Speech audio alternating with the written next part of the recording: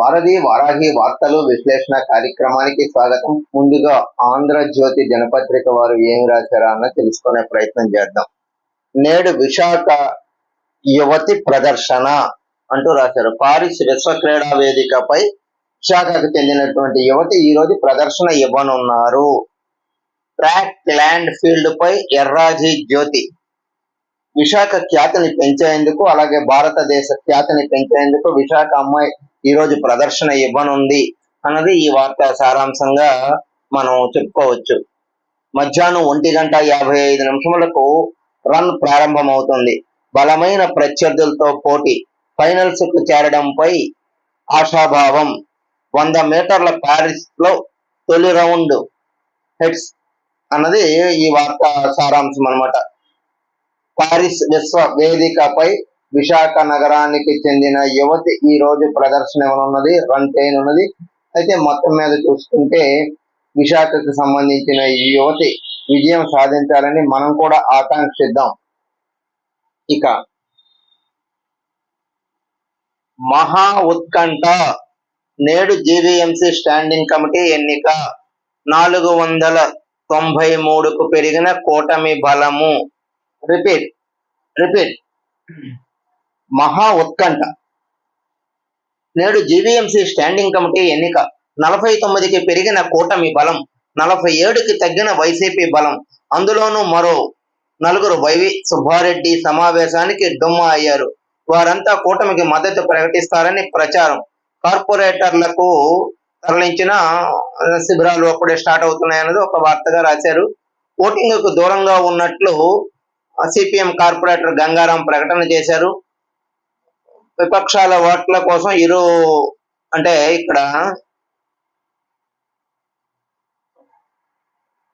ఈరోజు standing committee ఎన్నిక జరుగుతుంది. ఆ ఎన్నికకి ఆల్రెడీ అన్ని సర్వం సిద్ధం చేసేసారు. చేసిన తర్వాత ఉదయం 10:30కు పోలింగ్ ప్రారంభం చేస్తారు. సాయంత్రం వరకు ఉంటుంది. ఓట్ల లెక్కింపు తర్వాత ఫలితాలు వెల్లడి. ఏర్పాట్లు పూర్తి చేసిన జీవీఎంసీ అధికారులు. జీవీఎంసీ కార్యాలయం వద్ద పోలీసు భద్రత. అంటే గతంలో విశాఖ మున్సిపల్ కార్పొరేషన్ ఉన్నప్పుడు స్టాండింగ్ కమిటీ ఎన్నికలు జరిగేటప్పుడు సాదాసీదాగా జరిగేవి. వచ్చేవారు, ఓట్లు వేసేవారు, వెళ్ళిపోయేవారు. కానీ ఇప్పుడు ఆ పరిణామాలన్నీ పక్కకు పెట్టేశారు. అసలు అవేమి జరగట్లేదు. ఇప్పుడు ఎవరి బలం ఎంత, ఎవరిని ఎవరి వైపు తిప్పుకోవాలి, బలము ఉన్నా లేకపోయినా బలం లేని వాళ్ళు బలంగా అవతల వాళ్ళని తెచ్చుకోవడం, ఇలాంటి ప్రక్రియలన్నీ ఇప్పుడు జరుగుతున్నాయి. సహజంగా కాలక్రమేణా జరుగుతున్న మార్పుల్లో ఇదొక మార్పు అనుకోవచ్చు రాజకీయ ఎత్తుగడల్లో.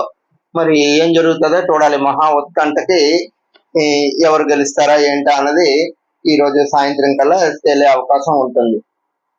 ఇక ఖరారు చేసిన కూటమి నాయకులు ఎమ్మెల్సీ అభ్యర్థి పీలా గోవింద్ పేరునే సజెస్ట్ చేశారు అన్నది ఇక్కడ రాసుకొచ్చారు. నేడు అధికారికంగా ప్రకటన. గెలుపునకు పార్టీ అధ్యక్షులు పల్లా శ్రీనివాసరావు నేతృత్వంలో ఒక ప్రణాళిక సిద్ధం చేసుకుంటున్నారు. పర్యవేక్షణకు 3 మంత్రులు, 1 ఎంపీ. ప్రాంతాల వారీగా బాధ్యతలు అప్పగింత. వైసీపీ నుంచి భారీగానే వలసలు అన్నది సారాంశంగా వీళ్ళు రాశారు. ఇక్కడ పీలా గోవింద్ అంటే ఒకప్పుడు అనకాపల్లి ఎమ్మెల్యేగా గెలుపొందిన వ్యక్తి, ఇప్పుడు ప్రస్తుతం మాజీ ఎమ్మెల్యే. ఆయన అక్కడ మొన్న ఎన్నికల్లో కొనతాల రామకృష్ణకి ఆ సీట్ ఇవ్వాల్సిన పరిస్థితి వస్తే తెలుగుదేశం కూటమి అభ్యర్థి జనసేన అయితే అప్పుడు ఈయన తెలుగుదేశం సీట్ ని ఇక్కడ ఆఫ్ చేసి ఈయనకి కొనతాలకి ఇచ్చారు. తెలిసిన విషయమే. అందుకని ఈయనకి ఎమ్మెల్సీ చేస్తే కొంత గౌరవం ఉంటుంది అని తెలుగుదేశం అధిష్టానం ఊహించినట్టుంది. అందుకు ఈయన పేరు సజెస్ట్ చేశారు. ఎంతమంది పేర్లు ఉన్నప్పటికీ కూడా ఒక 5 పేర్లు బాగా ప్రాచుర్యంలోకి వచ్చినప్పటికి కూడా ఈయన పేరుని సజెస్ట్ చేసినట్టు తెలుస్తుంది.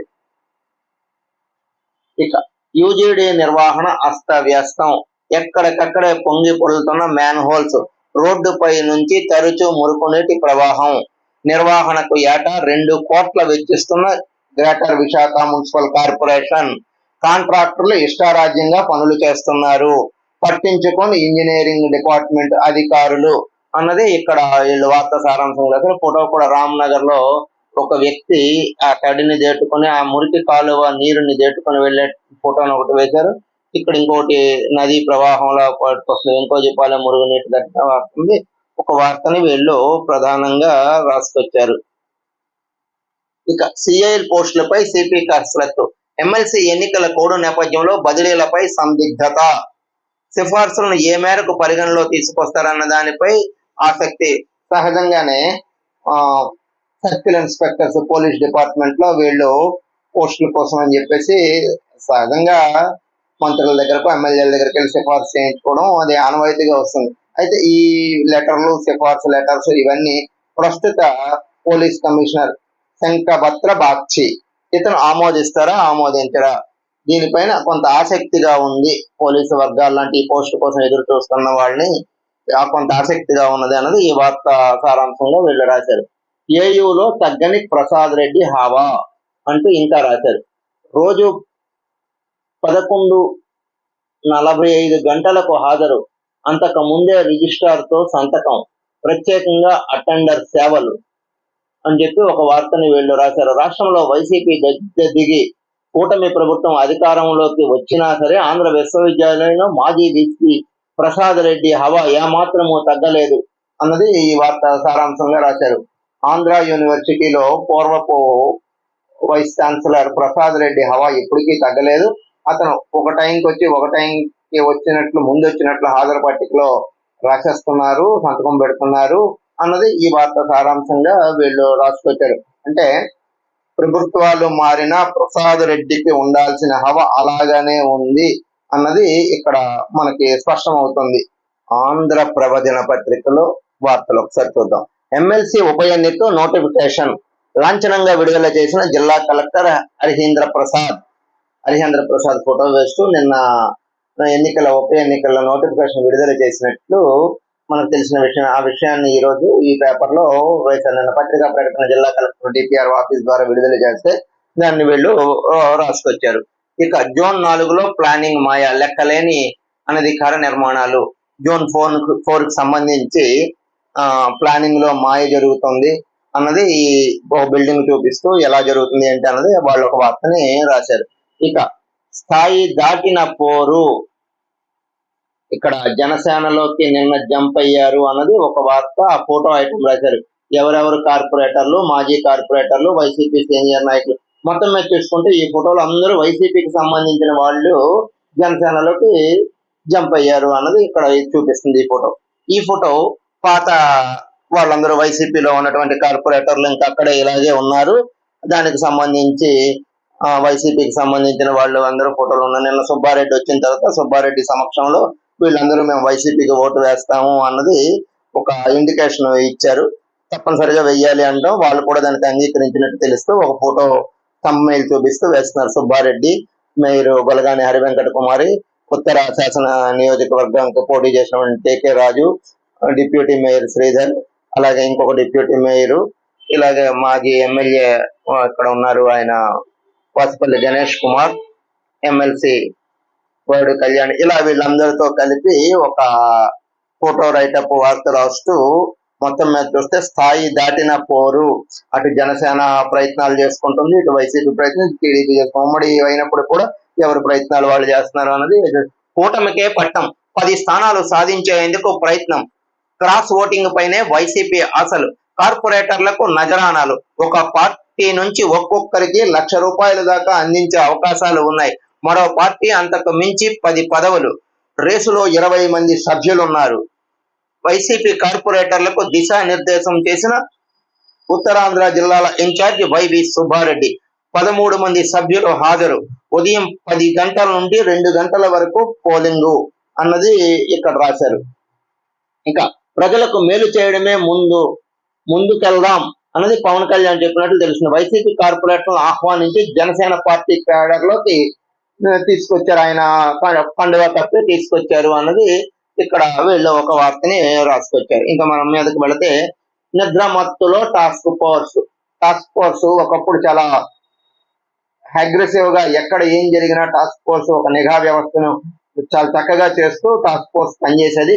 ఇప్పుడున్న పరిస్థితుల్లో అలా పనిచేయట్లేదు. పాత రోజులు రావాలి, టాస్క్ ఫోర్స్ అన్నది ఇక్కడ ఈ వార్త సారాంశంగా రాశారు.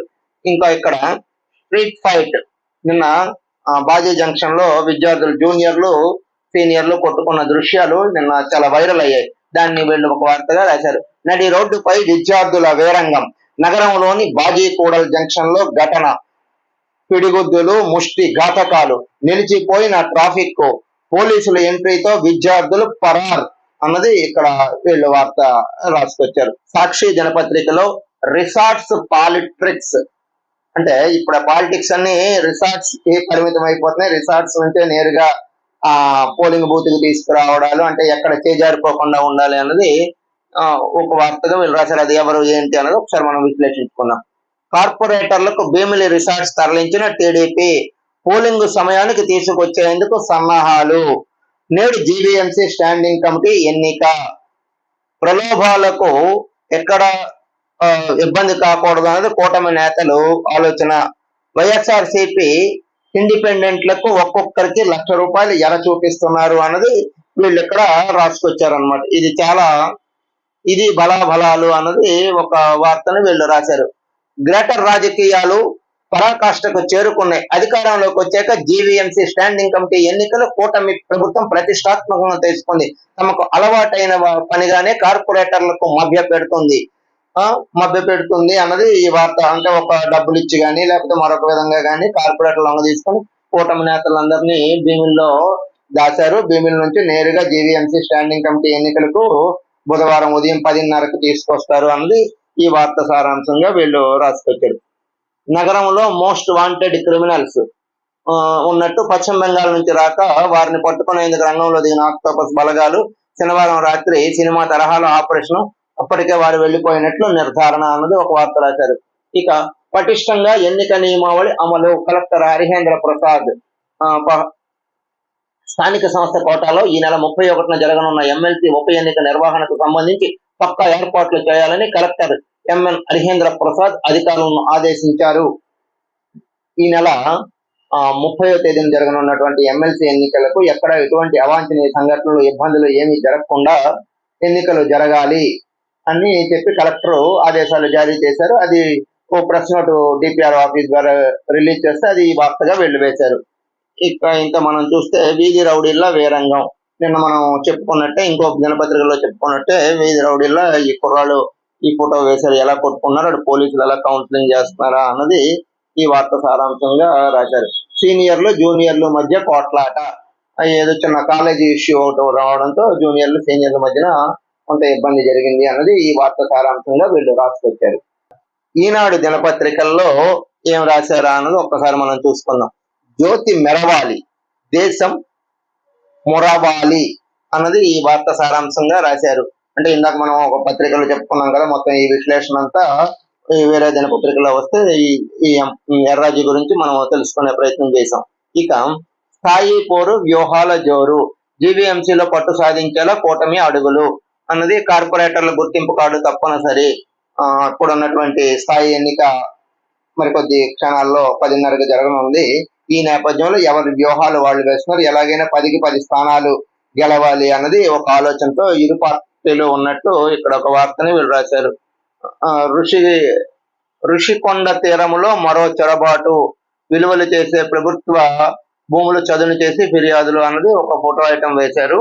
ఇంకా మరొక భూమిపై పెద్దల కన్ను పడ్డది అన్న యాంగిల్లో ఈ వార్త వీళ్ళు రాసుకొచ్చారు. ఇది ఈరోజు వార్తలు విశ్లేషణ కార్యక్రమం. రేపు ఇదే కార్యక్రమంలో కలుద్దాం. అంతవరకు సెలవు, నమస్కారం. మీ శివప్రసాద్.